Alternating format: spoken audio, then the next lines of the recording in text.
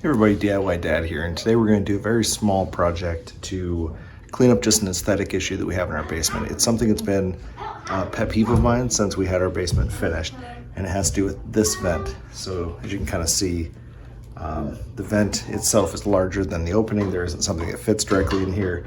So we're going to do a few things to this to make it so it's not as obvious.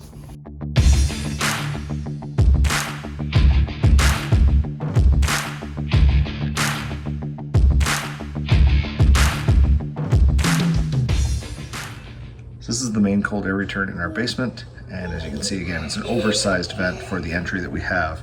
And the problem is behind you have a nice shiny duct and then this exposed piece of wall. So from any angle aside from this one, you can tell that there's a hole there. So we're going to dress this up a little bit.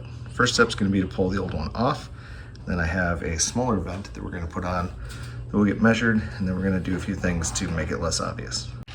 So you can see the ragged hole that's under that vent. So the first thing I'm going to do is clean this up just a little bit. So I'm going to pull back some of this tape and just straighten out this edge. Now I can't really get it squared because it's too far gone for that.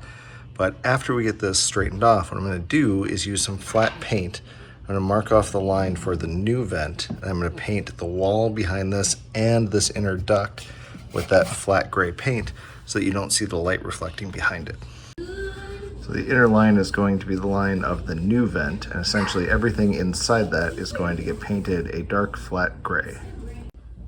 So while that dries, we're also going to make a small change to this vent. If you look at these side register vents, you can see that the fins actually stick out past the edge of the frame. And since my vent piece is actually bigger than the hole, that's a problem because those are going to hit against the wall. So what I'm going to do is I'm just going to gently bend each of the outside edges of these fins so that they're even with the edge of the frame and don't stick out past it. That way I'll get a nice flush fit to the house. So it didn't take much to bend them flat. You can see there's still going to be plenty of airflow through this for my cold air return, but now they're nice and even. And then did a little bit of extra work to make sure these top two are going to be bent flat, since I have more of an overhang at the top of the vent than the bottom, so that those are going to fit. For the rest of them, I only bent the outside edge of the tab, so the middles are still kind of sticking out a little bit, but that won't matter because they'll line up in the hole. Test fit went perfect. Now I'm going to putty the holes from the previous vents, and then I'll get some, use some of my leftover paint from this wall, touch up the holes and get rid of these outer kind of marks that my contractor left, and then we'll be able to install the new vent.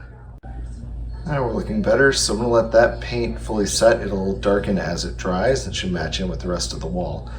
And at that point we can get my new flattened vent placed. So I'm actually going to do a few other things with this looking at it. I'm going to just even out the vents, so I'll kind of bend flatter the two top spears on the right hand side just to make it look a little bit more even.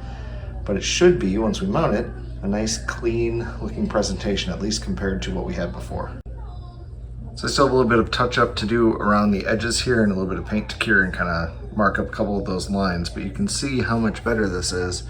Even up close, you can't really tell where the gap is versus where the wall is with that dark paint. So yeah, this one is finally done. I don't have to look at this anymore. So this being the end of a DIY Dad video, I of course owe you a dad joke. So what is wet and red and smells exactly like blue paint? Red paint. All right, that was a groaner even for a dad joke, so we'll do another one. What do you call a painter who only paints pictures of cages full of peas? A trapeze artist. Right, remember with any DIY project, the most important step is just to do it. No one's going to see the flaws unless you point them out to them. Have a good afternoon and good day, and we'll catch you on the next one.